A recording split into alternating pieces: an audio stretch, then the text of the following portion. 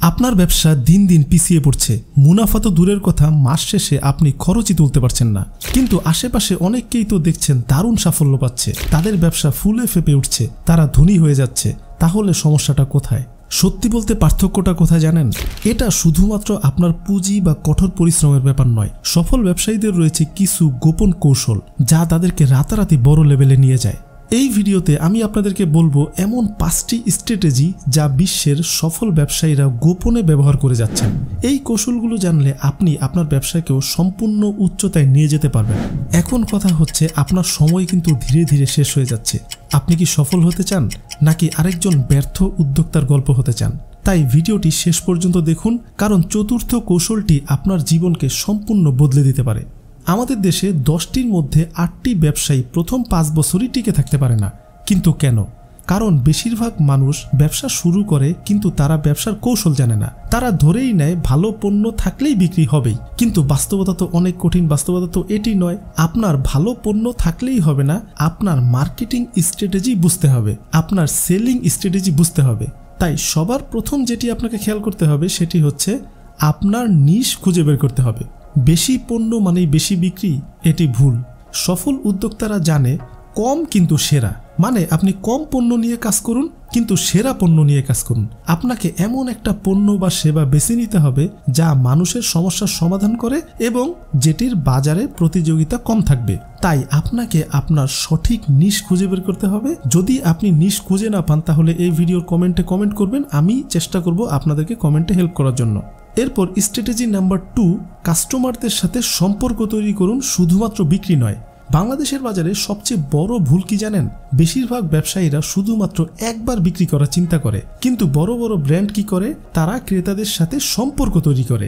আপনার কাস্টমার যেন বারবার ফিরে আসে সেই ব্যবস্থা করুন। তাকে ব্যক্তিগতভাবে চেনার চেষ্টা করুন, তার সমস্যার সমাধান দিন, সম্পর্ক করুন, তাহলেই বিক্রি আপনা আপনি বাড়তে থাকবে। এরপর স্ট্র্যাটেজি নাম্বার 3, সময়ের সাথে মানিয়ে নিতে শিখুন। সময় বদলাচ্ছে, কিন্তু আপনি কি আসলেই বদলাচ্ছেন? যারা 5 বছর আগে শুধুমাত্র ফিজিক্যাল দোকান চালাতো, আজ তারা ডিজিটাল মার্কেটিং না জানলে বাজারে টিকেই থাকতে পারবে না। আপনাকে আপডেট থাকতে হবে, নতুন প্রযুক্তি, নতুন মার্কেটিং স্ট্র্যাটেজি সবকিছু শেখার মানসিকতা রাখতে হবে, নইলে প্রতিযোগিতায় আপনি কোনোভাবেই টিকে থাকতে পারবেন না। এরপর স্ট্র্যাটেজি নাম্বার 4, টাকা খরচের বুদ্ধি থাকা লাগবে। বড় অফিস, দামি গাড়ি এসব না থাকলেও ব্যবসা চলবে, কিন্তু আপনি যদি সঠিকভাবে টাকার ম্যানেজ না করেন তাহলে আপনার ব্যবসা একদিনও চলবে না। আপনার ইনকামের 30% ব্যবসার উন্নয়নের জন্য রাখতে হবে, 20% নতুন করে ইনভেস্ট করতে হবে এবং সবসময় ইমার্জেন্সি ফান্ড রাখতে হবে।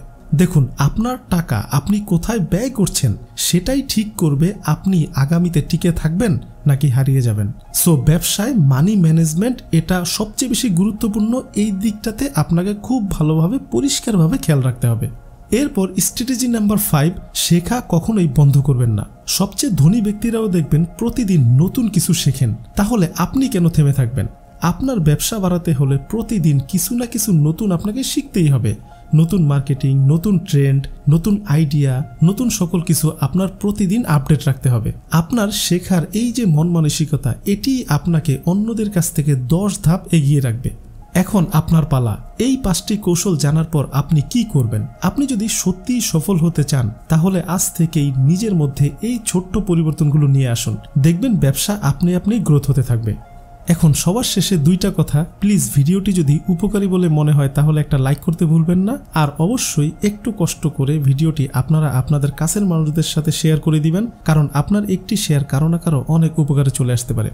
আর আপনারা যারা ব্যবসায় অনেক বেশি ভুল করছেন তারা আমার এই ভিডিওটি দেখে নিতে পারেন। এখানে আমি 10টি ভুলের কথা শেয়ার করেছি যেগুলো নতুন ব্যবসায়ীরা সবসময় করে থাকেন। আপনারা এই স্ক্রিনে ক্লিক করে ভিডিওটি দেখে নিতে পারেন। পাশাপাশি ভিডিওটির লিঙ্ক আমি এই ভিডিও ডেসক্রিপশন এবং কমেন্ট সেকশনে দিয়ে দিব, আপনারা চাইলে সেই জায়গা থেকেও ক্লিক করে দেখে নিতে পারেন। ভালো থাকুন, সুস্থ থাকুন।